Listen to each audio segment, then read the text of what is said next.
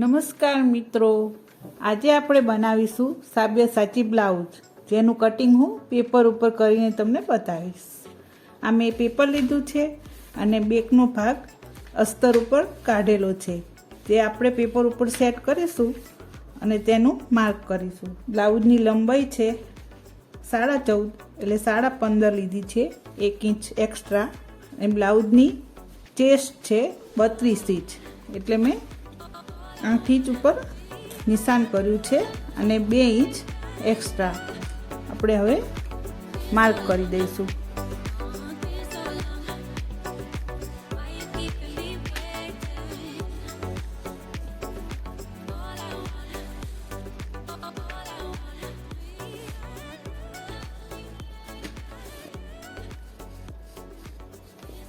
આવી રીતે અહીંથી આટલું જ માર્ક કરીશું, પછી નીચેથી માપ લઈને આપણે કરીશું. ગળાનું માપ 2.5 ઇંચ છે, ત્યાં એક નિશાન કરી દઈશું. આ બેકનો ભાગ છે તેને હટાવી દઈશું.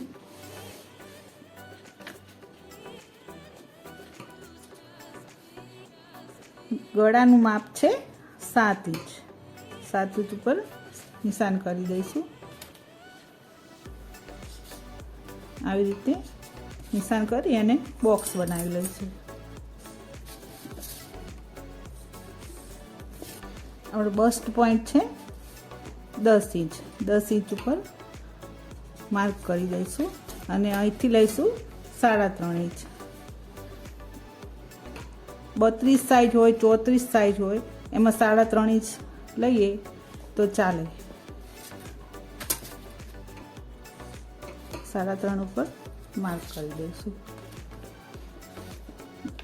32 સાઈઝ છે એટલે 32નો ચોથો ભાગ 8 ઇંચ અને 2 ઇંચ માર્જિન માટે.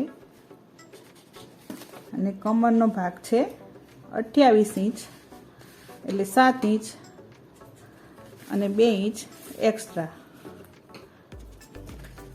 આવી રીતે આપણે લાઈન કરી દઈશું.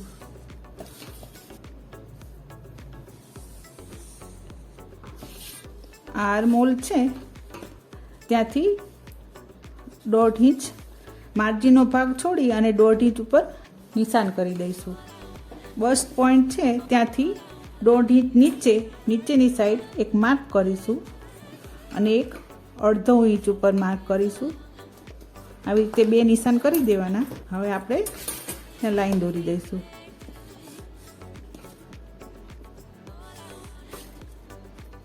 એક લાઈન આવી રીતે અને એક લાઈન બસના પોઈન્ટ સુધી એક લાઈન દોરી દઈશું. આ જે ખૂણો પડે છે ત્યાંથી થોડું ગોળ નિશાન આપી દઈશું. હવે આપણે ગોળ શેપ આપી અને પછી કટિંગ કરી લઈશું.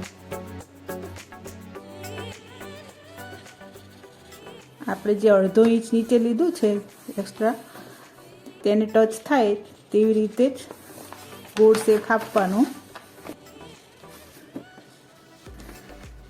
બસનો પોઈન્ટ છે ત્યાં ટચ થાય એવી રીતે ગોળ શેપ દોરી દઈશું. આપણી જોડે કર્વ શેપની પટ્ટી આવે છે તે ના હોય તો પણ આપણે આવી રીતે હાથથી દોરી શકીએ. સાબ્યસાચી બ્લાઉઝમાં લગભગ પાન જ ગળું આવતું હોય છે એટલે આપણે પાન ગળાનું જ શેપ આપીશું. આવી રીતે પાન ગળાનો શેપ આપી દેવાનો. બ્રાઇડલ બ્લાઉઝ હોય છે તેમાં આવી રીતે કટિંગ કરીશું તો સરળતાથી બનાવી શકાશે.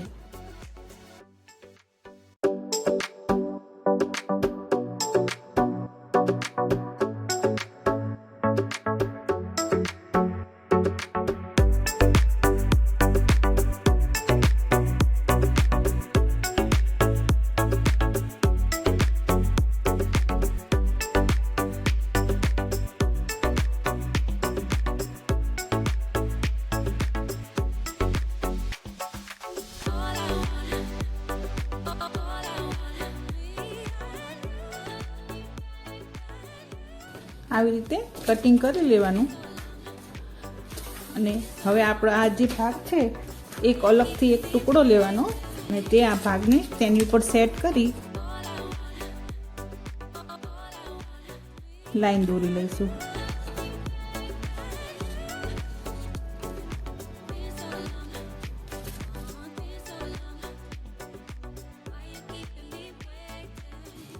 3 ઇંચ અને 2 પોઈન્ટ 3.5 ઇંચ જેટલું બસ પોઈન્ટ માટે લીધું છે તે આમાં પણ તેટલું જ લેવાનું. 1 ઇંચ બીજું માર્ક કરીશું. 1 ઇંચ આપણે દોરી અને અહીંથી ડાઉન કરી દઈશું. આ નેકનો ભાગ છે એટલે એક નિશાન કરી દેવાનું, એટલે જોઈન્ટ કરતી વખતે યાદ રહે. હવે અહીંથી 3 પોઈન્ટ જેટલું વધારી દઈશું. સેજ 3 પોઈન્ટ જેટલું શેપ વધારે આપી દઈશું.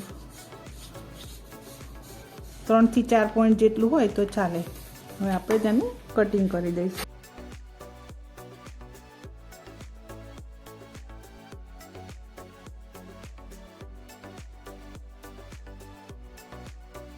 લગભગ આ પોઈન્ટ જેટલું કોઈ ગમે તે કટિંગ કરે છે એમાં લેતા નથી, પણ આપણે લેવાનું, કારણ કે જોઈન્ટ કરતી વખતે કદાચ આ ભાગ નાનો પડી શકે, એટલે 3 પોઈન્ટ જેટલું વધારે લઈને જ કટિંગ કરવાનું. આ ભાગ છે એ ભાગની હવે આપણે જરૂર નહીં પડે, આપણે આ બંને ભાગની જ જરૂર પડશે.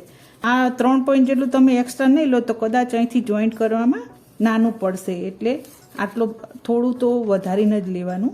આવી રીતે કટિંગ કરી લેવાનું. હવે હું કાપડ ઉપર મૂકીને કટિંગ કરી લઈશ. આવી રીતે મેં પેપરને અસ્તર ઉપર મૂકી અને કટિંગ કરી લીધું છે. જોઈશું. આ મેઇન બ્લાઉઝ પીસ છે, આ બ્રાઇડલ બ્લાઉઝ પીસ છે. આ અસ્તર છે. આ અસ્તરને મેં પેપરને ઉપર મૂકી અને પહેલાં ચોકથી સાઇન કરી દેવાનું, અને પછી આપણે જેટલું માર્જિન અંદર આપણે દબાવતા હોય, 2 પોઈન્ટનું ફાવતું હોય તો 2 પોઈન્ટ, 1/2 ઇંચ ફાવતું હોય તો 1/2 ઇંચ, એવી રીતે એક્સ્ટ્રા માર્જિન રાખી લેવાનું. આવી રીતે મેં 1/2 ઇંચ બધી બાજુ માર્જિન રાખેલું છે.